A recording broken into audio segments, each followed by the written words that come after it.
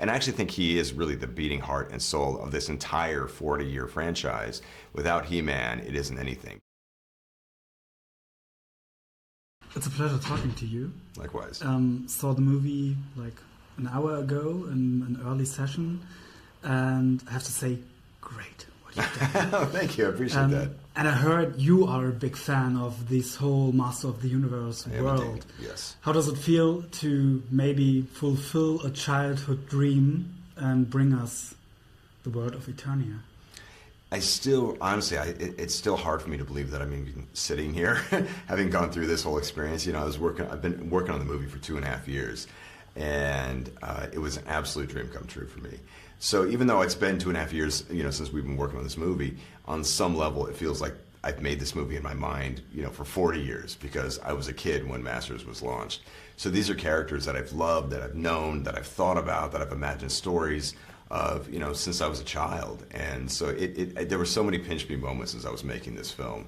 To be here now on the other side of it, I'm so proud of the movie. Like, we all put everything that we had into it, and to get the kind of response that we're getting now with people who've seen it and they're finding joy and kind of an uplift in seeing the film, it's incredibly rewarding. It's really satisfying.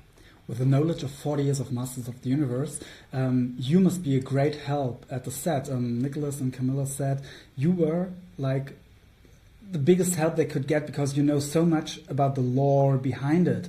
When you see at the story these characters, what is it that's the most fascinating about it?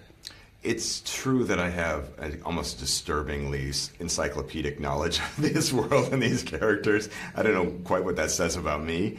It does come in handy on occasion, you know, particularly when you're designing the world and, you know, you're meeting with your costume designers and just knowing all the stupid stuff that I know about this world. It does come in handy. But with Nick and Cammy, I think they really wanted to, the core thing is just understanding their characters better so they could, you know, bring them to life in an authentic way. They're such incredible actors. You know, they had their exposure to Masters was just through the memes and all that kind of stuff, but that's its own way in, and that's its own kind of way to find it. But for me, it really was just, you know, being able to help them anytime they had any questions. But they didn't really, because I think that they understood who their characters were, and that's the main thing. They don't need to know all the weird little esoterica that I know, but they understood He-Man, they understood Adam, they understood Teela, and I think that's why their performances are so fantastic. They're so incredibly gifted and talented, of course, but they fully committed to what those characters were. As a fan, I can only assume how much pressure it is on you to create such a world. As a filmmaker as well, you've worked before in totally different worlds, gave us beautiful animations like Kubo, another sword story, but in another style, obviously. Oh my God, it is. I've never heard it reduced to that, but it is. Looking at the differences, what would you say?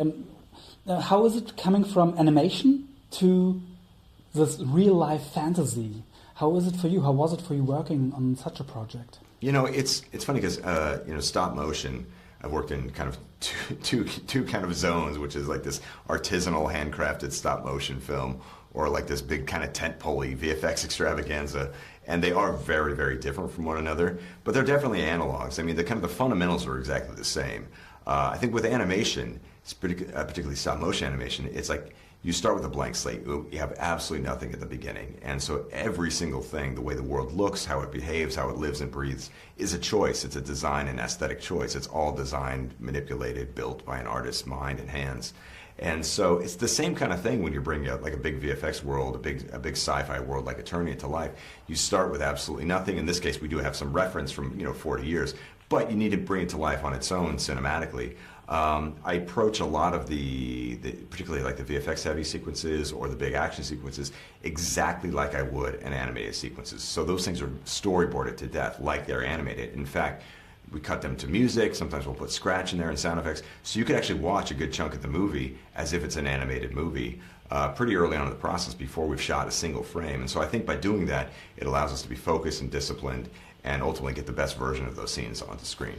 Two short ones for the end. Which is your favorite character in this whole universe? And did you steal maybe any of the props? Steal? How dare you? Took you anything to behold it before shooting again? I'm an honorable man. There'll be no theft on my watch. I will say, though, that Amazon and the producers and Mattel were very, very generous to me, and they gave me my very own sword of power at the end of production, which is one of my most treasured things. It's surprisingly heavy. It's really, really heavy. I mean, you know, I'm not Nick Galitzine, so I don't have those giant pythons, but it's a heavy thing, but it's a beautiful thing. The craftsmanship is extraordinary. I'm sorry, what was the other question? Your favorite character. Oh, my favorite character. It's going to sound like a cop-out, but He-Man, because that was my way in. And so there's something, you know, there's nothing like the first. Like, that was the thing that exposed me to Masters of the Universe. And I actually think he is really the beating heart and soul of this entire 40-year franchise.